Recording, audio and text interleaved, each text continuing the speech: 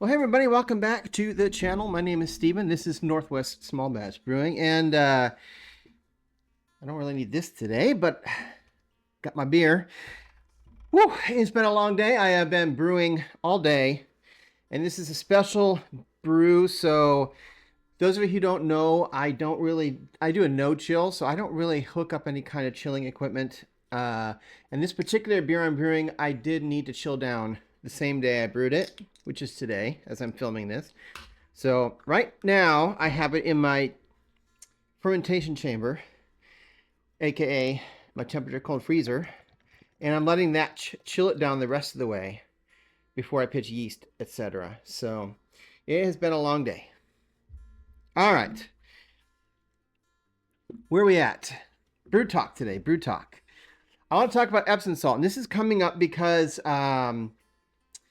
I recently switched brewing software. I may have talked about this already a little bit on another video, but basically I had a need to, or a wish to, look for something different. I switched to Brewfather, and turns out Brewfather had exactly what I've been looking for years in the sense of figuring out water chemistry.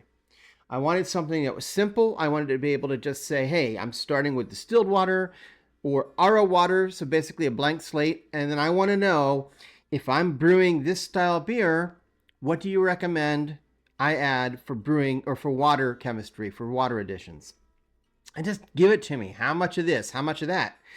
I want it easy, right? Because so many things that involve brewing water chemistry make it unbelievably complicated and confusing. So it turns out Brewfather does that. And I didn't know that at the time, but they do. And so you can do exactly that. So the next beer I make, I will be trying out using distilled water and adding back salts and minerals recommended by Brewfather. Curious to see if I can tell a difference. Because if not, it's just an extra step that I'm wasting my time on, right? Because I have been using just store-bought spring water and just not doing anything with the water chemistry. And it's been fine. I haven't had any issues or complaints about my beers. So anyway, cheers, and we'll get talking here about Epsom salt. That's why this came up. There's basically, from what I've seen anyway, in the recipes I've been building, three main additions to water, not including any pH changes you're trying to make, that you might add to your water. I think it's sodium chloride, which is essentially table salt, gypsum, and Epsom salt. Now I thought, why table salt and Epsom salt? Didn't make sense to me. So that's why I want to talk to you today. First of all, let's start with something I thought, because the first thing I thought of was, gee, can I just grab the Epsom salt that's on the health and beauty aids section, with the where you soak and bathe, to fix your skin and whatnot. I thought, can I just do that? Is Epsom salt from the health and beauty aids section in your grocery store safe to consume or cook with? Because I wondered that. I figured someone else might have wondered it. And then the other thought is, I wonder if anybody has used that and it's been a problem. The short answer is no, it's not safe to cook with. Regular Epsom salt, right? We're talking the Epsom salt that you bathe in or soak yourself in, which is found in the health and beauty aids section, is labeled. Usually, if you look on it, it will be literally labeled for external use only or something like that. So why can you not use it for consumption? Why is it not safe to do that? Well, Epsom salt from that part of the store that is marked that way, it's not processed for what we call ingestion, like consuming, right? It may contain impurities in it that are not safe, for consuming. They're fine for soaking in, but they're not safe for eating. What kind of impurities? Well, first thing that's really obvious, to me anyway, is fragrances. You can get Epsom salt without fragrances, although it's harder to find. And anytime I've, gotten it for like an ingrown toenail or something to try to soak my foot, I always get the fragrance free. I'm a big fragrance free fan in pretty much any kind of cleaning product. I don't need some weird chemically smelling, orange or whatever, in my cleaning products. I don't like it. So in that case, you don't want fragrances anyway in your water, right? You don't want lavender from the fragrance that they put into the salt to end up in your beer. They also sometimes will add things like essential oils to that Epsom salt that you buy on that aisle. Anti-caking agents. So just like, I don't know if you know this about shredded cheese, but if you buy shredded cheese already shredded in a package, you'll note that it's all covered in like a white substance. That is an anti-caking substance. All that's meant to do is to keep the pieces of cheese from sticking together and clumping. If you shred it yourself from a big block, you'll note that it doesn't have that. Sometimes it does kind of stick together, but I don't know. Getting off topic, my preference is always to shred my own cheese, but I don't usually buy it pre-shredded. So the same thing here, like they'll put something in the Epsom salt to keep the salt crystals from like sticking to each other, an anti-caking, sort of thing. Well, and sometimes they put stabilizers. So all of this stuff is in the Epsom salt you buy in the health and beauty aid section of your grocery store. There's also different manufacturing standards when it comes to the Epsom salt that you soak in, right? It's basically standards that are for cosmetic use, not food safety. And again, like I said, you'll almost always see on the packaging that it'll state for external use only. So what about food grade Epsom salt? That's what you want to get to use in your water additions, the food grade version of Epsom salt. It will say on it USP, FCC, or just simply food grade. So what does that stand for? So USP is United States Pharmacopoeia. Now, that may be only obviously here in the United States if you're buying it here. If you're buying it in other countries, I'm not sure what those standards are, what it would say.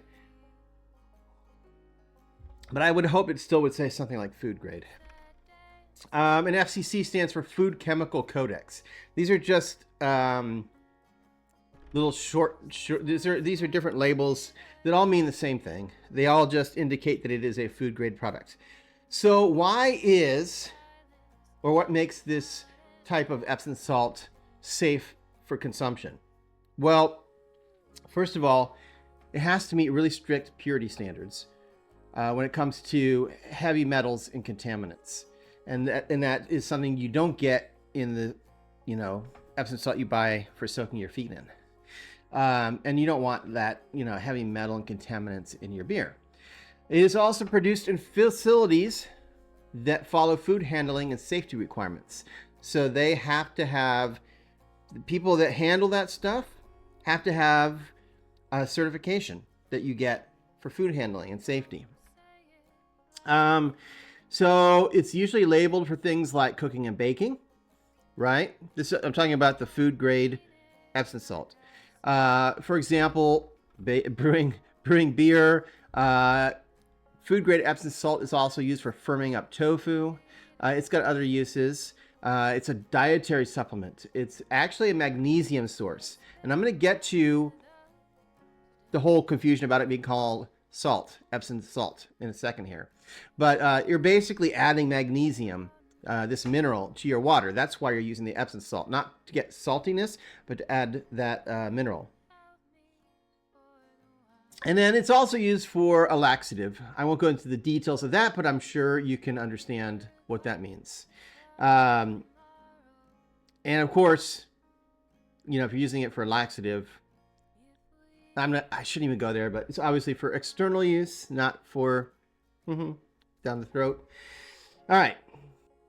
So how do you tell, or how do you know if your version is food safe or food grade? Man, it's hot in here. I know you can't see it, but something about brewing beer, man. It's 68 degrees outside or something like that. Or in the house, I keep it at 68. But man, it just feels hot.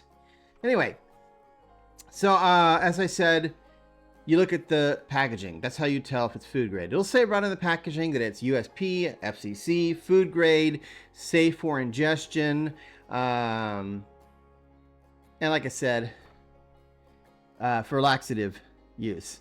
Epsom salt versus table salt.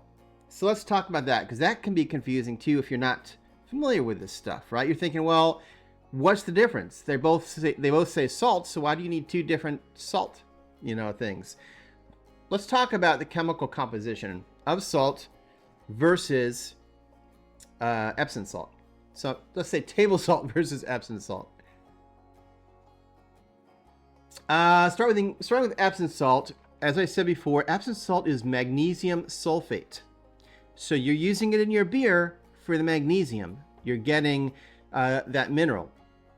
It's made of magnesium, sulfur, and oxygen. So it's not actually salt.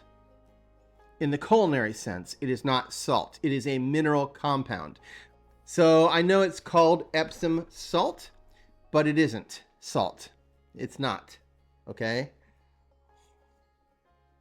Table salt, in opposition, I think we'll all know this information, but it's sodium chloride, right? It's made of sodium and chlorine. And the same salt that you find in the oceans and that you use for seasoning food is all sodium chloride. So what does Epsom salt taste like, and is it used in cooking? All right, well, Epsom salt is bitter, believe it or not. It's bitter and unpleasant to taste. And if you get the food grade, I mean, you certainly can taste a little bit of it and just see how it tastes, but it's really very rarely used in cooking. It's not really a cooking ingredient. And again, only the food grade version is safe to cook with or ingest. Don't try to cook with the stuff. I mean, I wouldn't cook with it either way. It's not really used for that, but just don't consume the one that's made for soaking your feet in.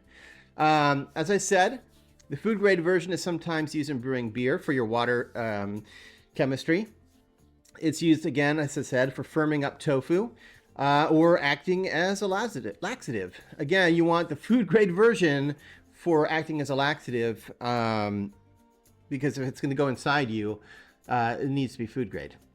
And like I said, you're adding magnesium. That's the whole point. That's what's in Epsom salt. That's what you're adding to your water. Magnesium is a mineral that's really essential for your yeast health. But it only needs very small amounts of magnesium. So don't just go dumping Epsom salt in thinking you're helping your yeast by adding tons of magnesium. Yeah, very small amounts. Magnesium helps with your enzyme function. Remember, enzymes are what's going to convert the starch to sugar. It also helps with nutrient transport. Well, what the heck does that mean?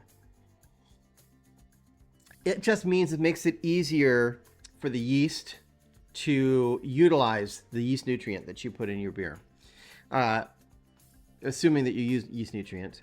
And it helps with your fermentation activity. Most malts, and I've said this for a long time, most malts already have enough magnesium, so you don't have to add Epsom salt if your water source has that. If your water source is unusually low in magnesium, and like I said, a lot of us who are homebrewers are starting with distilled water, if you're doing your own water chemistry, or RO water, which has nothing in it, which is why you do need to add magnesium to it. Big breweries are not starting with distilled or RO water usually. It's just too expensive to do that at such a large scale. Big breweries are getting a water report on their city water, and they're making their adjustments based on what's already in the city water. So how about adjusting your sulfate levels using Epsom salt? Sulfate affects hop bitterness and clarity and dryness. The higher your sulfate level, the more you're going to emphasize a really crisp bitterness, a dry finish, and what we call a hop snap. That's really particularly useful for certain styles of beer, like an American IPA, like a British bitter, or a pale ale. And when I say American IPA, I don't know where this term came from. I'm assuming we're talking about West Coast IPAs.